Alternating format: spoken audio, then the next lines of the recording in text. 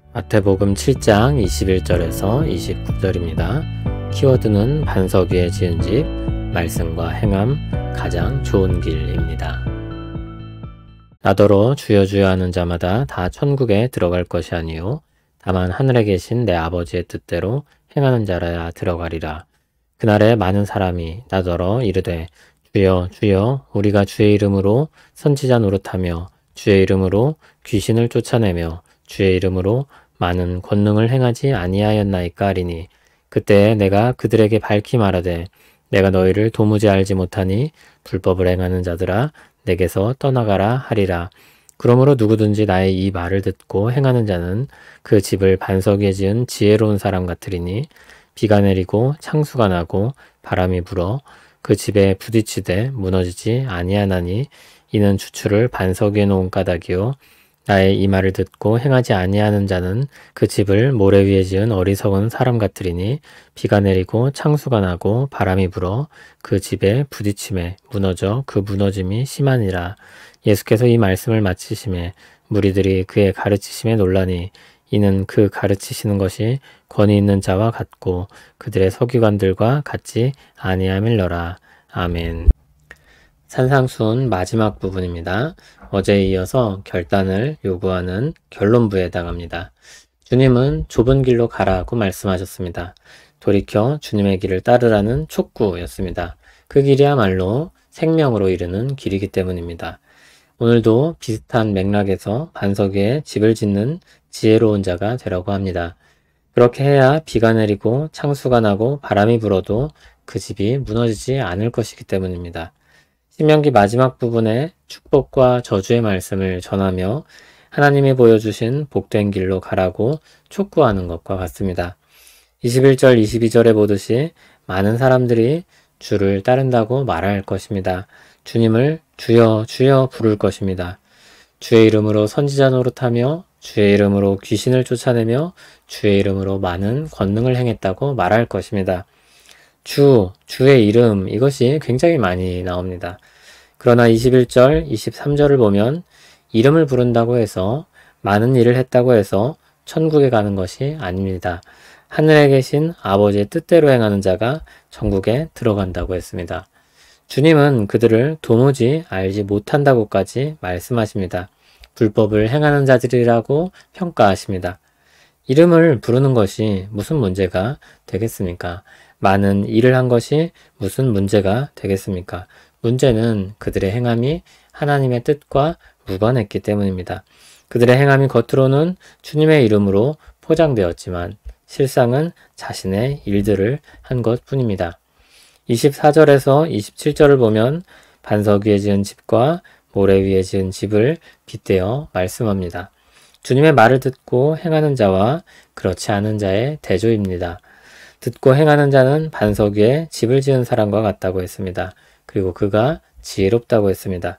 주님의 말씀을 듣고 행하는 것은 반석 위에 집을 짓는 것과 같아서 비가 내리고 창수가 나고 바람이 불어도 무너지지 않습니다. 그러나 그렇지 않은 사람은 무너지게 됩니다. 그 무너짐이 심했다고 했습니다.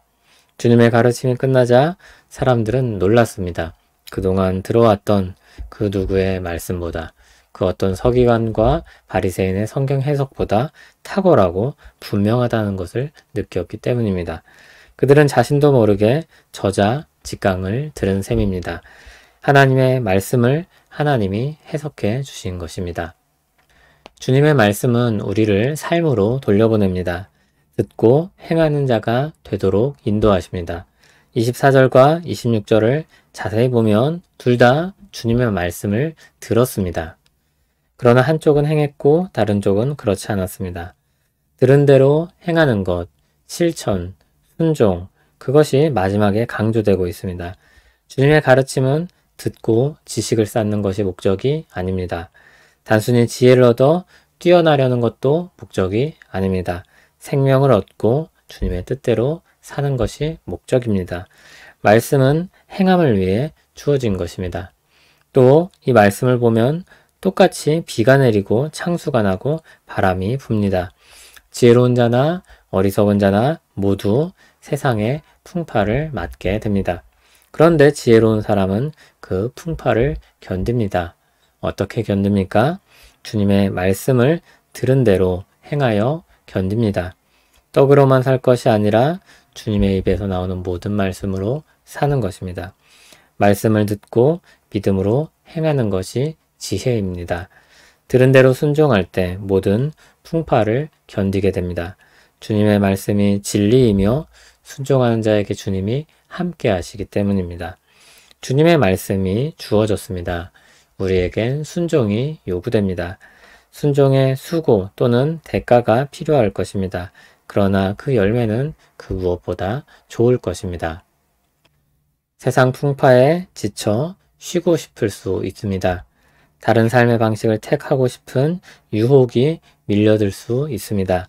기대한 것만큼 결과가 나오지 않을 수 있습니다. 많은 사람들이 가는 넓고 편안하고 성공할 수 있을 것 같은 길로 가고 싶을 수 있습니다. 좁고 협착해서 찾는 사람이 적은 길을 가는 게 어리석은 것은 아닌가 생각이 들 수도 있습니다. 그러나 주님은 거꾸로라고 말씀합니다. 주님을 따르는 길이 반석 위에 집을 짓는 지혜다라고 말씀합니다. 모든 것을 견디게 하는 지혜입니다. 가장 좋은 것을 얻는 길입니다. 모든 것을 다 팔아 가장 좋은 진주를 사는 진주장사처럼 가장 가치 있는 그 길, 그 생명의 길로 가십시오. 그 길을 함께 가는 우리 되길 바랍니다. 들은 말씀을 따라 믿음으로 행하여 열매 맺는 우리 되길 소원합니다.